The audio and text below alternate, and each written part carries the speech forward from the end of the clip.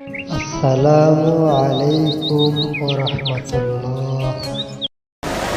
মরুভূমির ভিতরে যে রব্বুল আলামিন পথের নিশানা তৈরি করে দিলেন, যেখানে গভর্নমেন্ট রাস্তা বানাতে পারে না, মরুভূমির ভিতরে যিনি পথের নিশানা বানালেন মানুষ যেন না হারায়, যে আল্লাহ রব্বুল আলামিন দুর্গম পাহাড়ের ভিতরে গিরিপথ তৈরি করে দিলেন মানুষ যেন হারায় না যায়। সমুদ্রের ভেতরে নাবিকরা দিনের বেলায় সূর্যের আলো দেখে পথ চলে, রাতের আধারে সে যেন গভীর সমুদ্রের ভিতরে হারায় না যায়। আল্লাহ তাই আকাশের ভিতরে তারকা মণ্ডলী খচিত করে রেখেছেন। সমুদ্রের নাবিকেরা, জাহাজের নাবিকেরা তারকা দেখে দেখে পথ নির্ণয় করে নেন। যে মাবুদ রাস্তা বানালেন জঙ্গলের ভিতরে, পাহাড়িয়া এলাকার ভিতরে, যে মহান প্রভু রাস্তা বানালেন, নিশানা বানালেন মরুভূমির ভিতরে, যিনি রাস্তা দেখায় দিলেন গভীর সমুদ্রের ভেতরে, সেই আল্লাহ রব্বুল আলামিন আমরা দুনিয়ার বুকে মানুষেরা অন্ধকারে মরবো, রাস্তা হবে না, এমনটি তো হতেই পারে না। আল্লাহ রব্বুল আলামিন আমাদের জন্য রাস্তা বানাইছেন। মহান আল্লাহ রব্বুল আলামিন বলেন, وعلى الله قصد السبيل ومنها جائر। আল্লাহ পাক বলেন, সোজা রাস্তা, সোজা পথ বলে দেওয়ার দায়িত্ব আমি আল্লাহর, যেখানে রয়েছে অসংখ্য বাঁকা পথ, অসংখ্য বাঁকা পথ যেখানে, যে পৃথিবীতে, সেখানে সোজা রাস্তা বলে দেওয়ার দায়িত্বটা কার? জোরে বলেন কার?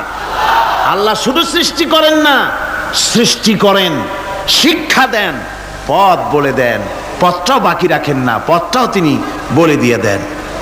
হযরতে মূসা আলাইহিস সালামের কাছে ফেরাউন প্রশ্ন করলো, তুমি যে রবের দাবি করছো, যে একজন রব আছেন, সে রবের পরিচয় কি?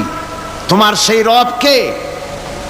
হযরতে মূসা আলাইহিস সালাম যে জবাবটা দিলেন, কি সুন্দর জবাব, এক কথার ভিতরে সমস্ত কথা সন্নিবেশিত হয়ে গেছে। ফেরাউনের প্রশ্নের জবাবে রবকে, এ কথার জবাব দেওয়া যায়, হাজার হাজার পৃষ্ঠা লেখা যায়। রবকে, তার পরিচিতি, আমি যদি এখন শুধু রব শব্দের ব্যাখ্যা করি, তাফসীর করি, রাত শেষ হয়ে যেতে পারে, ইনশাআল্লাহ ব্যাখ্যা দেওয়া যাবে। কিন্তু মূসা আলাইহিস সালাম কি সুন্দর একটা জবাব দিয়া দিলেন, রবকে শোনো, রব্বুনাল্লাযী আ'তা কুল্লা শাইইন খালকাহু সুম্মা হাদা। রব হচ্ছেন সেই, আমার প্রভু হচ্ছেন তিনি, যিনি সমস্ত সৃষ্টিকে, সমস্ত মাখলুকাতকে যিনি সৃষ্টি করেছেন, আর সৃষ্টি করার পর তার চলার জন্য পথ তৈরি করে দিয়েছেন। তিনি হচ্ছেন আল্লাহ পাক, যিনি সৃষ্টি করেন আর পথের দিশা দেন, তিনি হচ্ছেন আল্লাহ পাক, তিনি হচ্ছেন রব। শুধু বানান না, বানাবার পরে তার প্রয়োজনটাও মিটায় দেন। আল্লাহ পাক সেই আল্লাহ বলছেন, খালাকাল ইনসানা আল্লামাহুল বায়ান। তিনি মানুষ সৃষ্টি করেছেন। আমি সম্ভবত দ্বিতীয় দিনে আপনাদেরকে বলেছিলাম, মানুষ বানর থেকে আসে নাই, মানুষ ওরাং ওটাং থেকে আসে নাই, মানুষ শিম্পাঞ্জি থেকে আসে নাই, মানুষ বাঁদরের গোষ্ঠী নয়, মানুষ এসেছে মাটি থেকে, আদম থেকে। মানুষের পূর্বপুরুষ হচ্ছেন হযরতে আদম আলাইহিস সালাম। মানুষের পূর্বপুরুষ কে? আদম আলাইহিস সালাম। আর মানুষের পূর্বপুরুষ হচ্ছেন আদম আলাইহিস সালাম, আর তার উৎপত্তি হচ্ছে মাটি থেকে। মানুষ এসেছে আদম থেকে, আদম এসেছে মাটি থেকে। এখন আল্লাহ পাক বলছেন যে আমি হচ্ছি তোমার স্রষ্টা, আমি তোমাকে বানাইছি। কোরআনে কারীমের কথা এভাবে বলছে, কাইফা তাকফুরুনা বিল্লাহি ওয়া কুনতুম আমওয়াতান ফাহিয়াকুম সুম্মা ইউমীতুকুম সুম্মা ইউহয়ীকুম সুম্মা ইলাইহি তুরজাউন। হে মানুষ, তোমরা কিভাবে কুফরি করো, অস্বীকার করো, আল্লাহর সাথে নাফরমানি করো। কিভাবে করো? যে আল্লাহ তুমি ছিলে মৃত্যু, তোমাকে আল্লাহ পাক জিন্দা করেছেন, এই জিন্দা থেকে আবার মৃত্যু করবেন, আবার মৃত্যু থেকে তোমাদেরকে জিন্দা করবেন, আবার সেই আল্লাহর কাছে তোমাদেরকে ফিরে আসতে হবে। সুতরাং মানুষ জন্মের পূর্বে সব মৃত্যু ছিল, একথা তো আজ বিজ্ঞানসম্মত কথা, বৈজ্ঞানিক সত্য কথা। মানুষ জন্মের আগে মৃত্যু ছিল। কিভাবে? মানুষের উৎপত্তি কোত্থেকে এলো? কোরআনে কারীম তা পরিষ্কার করে বলছে। তোমাকে কিভাবে সৃষ্টি করেছে তুমি দেখো। সন্তান মায়ের জরায়ুতে আসার পূর্বে সে ছিল পিতার শুক্রকীট আর মায়ের ডিম্বাণু, অর্থাৎ স্পার্মটোজন এবং ওভাম, এই দুটি জিনিসের মধ্যে সে বিভক্ত ছিল। মায়ের বক্ষপিঞ্জর এবং পিতার পৃষ্ঠদেশ থেকে সবেগে নির্গত এক ফোঁটা পানি দিয়ে আমি আল্লাহ পাক তোমাকে সৃষ্টি করেছি। কোরআনে কারীম বলছে, হাল আতা আলাল ইনসানি হিনুম মিনাদ দাহরি লাম ইয়াকুন শাইআম মাযকুরা। মানুষের জীবনে কি এমন এক সময় এসেছিল না যখন সে উল্লেখযোগ্য বিষয় বস্তু হিসাবে পরিগণিত ছিল না? তোমার নাম ছিল না, পরিচয় ছিল না, কিছুই ছিল না, দুনিয়ার কেউ তোমাকে জানতো না, শুনতো না। আমি আল্লাহ পাক তোমাকে সৃষ্টি করেছি। তুমি কোত্থেকে এলে? কোরআনে কারীম থেকে তা জেনে নাও। আল্লাহ রাব্বুল আলামিন বলেন, ইন্না খালাকনাকুম মিন তুরাবিন সুম্মা মিন নুতফাতিন সুম্মা মিন আলাকাতিন সুম্মা মিন মুদগা।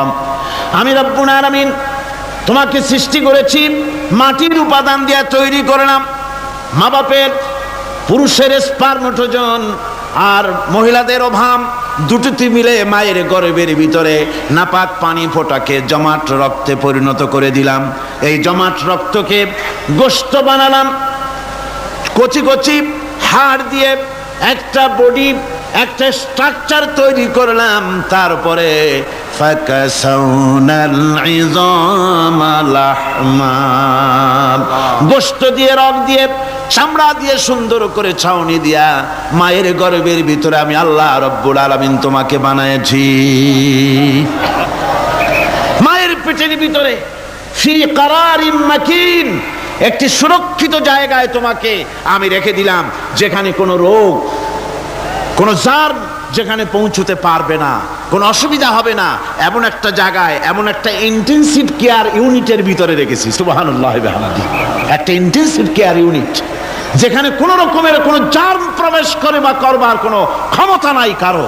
এমন একটা যে একটা প্যাকেট, সুন্দর একটা প্যাকেট, একটা কভারের মধ্যে তোমাকে তৈরি করা হলো মায়ের পেটের মধ্যে। আল্লাহ পাক বলছে, খলাকাল ইনসানা আল্লামাহুল বায়ান। আমি মানুষকে সৃষ্টি করেছি। কেমনে সৃষ্টি করলাম তা তো এতক্ষণ বললাম। এইভাবে করে মানুষ সৃষ্টি করেছি। দেখো, তোমার নিজের দিকে তাকাও। ফালইয়ানজুরিল ইনসানু মিম্মা খুলিক। কিভাবে মানুষ তোমাকে সৃষ্টি করা হলো একবার তাকায় দেখো, তোমার শরীরের দিকে একটু তাকায় দেখো তো, কেমনে আমি বানাইলাম, কিভাবে তৈরি করলাম। লক্ষ্য করো, এই যে মাথা, এই মাথাটার ভিতরে আছে কি? মগজ, ব্রেইন। বিজ্ঞানীরা বলেছেন এতে 1000 মিলিয়ন নার্ভ সেলস আছে এর মধ্যে। 1000 মিলিয়ন নার্ভ সেল। সেল হচ্ছে CELL, সেল। সেল মানে কোষ। এই 1000 অনুভূতি কোষ, 1000 মিলিয়ন অনুভূতি কোষ রয়েছে মাথার ভেতরে। মস্তিষ্কের এসব কোষগুলি, এসব সেলগুলি, তার মধ্যে আবার আছে নার্ভ ফাইবার, অর্থাৎ সূক্ষ্ম সূক্ষ্ম নার্ভ সুতা। সমগ্র শরীরের মধ্যে তা ছড়িয়ে দেওয়া আছে। এই সূক্ষ্ম সুতার মাধ্যমে ঘন্টায় 70 মাইল বেগে শরীরের প্রত্যেকটা অঙ্গ প্রত্যঙ্গের খবর মস্তিষ্কের মধ্যে চলে যায়। সুবহানাল্লাহ ওয়া বিহামদিহি। আপনার পায়ে যদি কাটা ফোটে, শরীরে যদি ব্যথা লাগে ঘন্টায় 70 মাইল বেগে সূক্ষ্ম সূক্ষ্ম যে তারগুলি আল্লাহ দিয়েছেন ওই তারের মাধ্যমে আপনার মাথায় চলে যায়, মস্তিষ্কে গেলে পরে তড়িৎ গতিতে সিদ্ধান্ত হয় কাঁটা তুলতে হবে। অথবা একটা সাপ দেখেছেন, সাপ প্রথম চোখ দিয়ে দেখলেন, চোখ, এই চোখের ভিতরে আপনার 130 মিলিয়ন লাইট রিসেপ্টর আছে, অর্থাৎ বিভিন্ন দৃশ্যকে, ছবিকে ক্যাচ করার মতো 130 মিলিয়ন লাইট রিসেপ্টর গ্রহণযোগ্য মেশিন রয়েছে চোখের ভিতরে। চোখ দিয়ে সাপ দেখলেন, চোখের ভিতরে রয়েছে আবার অসংখ্য তার, এই অসংখ্য তার ব্রেনের সঙ্গে জুড়ে দেওয়া আছে। চোখ সাপ দেখলো, 70 মাইল বেগে প্রতি ঘন্টায় এই খবর তড়িৎ প্রবাহের মতো মস্তিষ্কের ভেতরে চলে গিয়েছে। মস্তিষ্ক সঙ্গে সঙ্গে ডিসিশন দিচ্ছে দৌড় মারো, অথবা লাঠি হাতে নাও, অথবা যে কোনো একটা পজিশন তাকে সাথে সাথে সিদ্ধান্ত দিয়ে দিচ্ছে। জোরে বলেন সুবহানাল্লাহ। এই অনুভূতি শক্তি যদি আল্লাহ পাক না দিতেন মানুষের শরীরে, পায়ের মধ্যে পাথর ঢুকলে, কাঁটা তো কাঁটা, পাথর ঢুকলেও টের পাইতাম না। আল্লাহ পাক এই ব্যবস্থা করে দিয়েছেন মস্তিষ্কের মধ্যে এতগুলি সেল, প্রত্যেকটা সেলের আলাদা আলাদা কাজ। সুখ, দুঃখ, ভালোবাসা, মোহাব্বত, আনন্দ, স্বাদ ইত্যাদি জিনিসের অনুভূতি মস্তিষ্কের ভেতর থেকেই হয়, এখানে সেগুলি রেখে দেওয়া হয়েছে।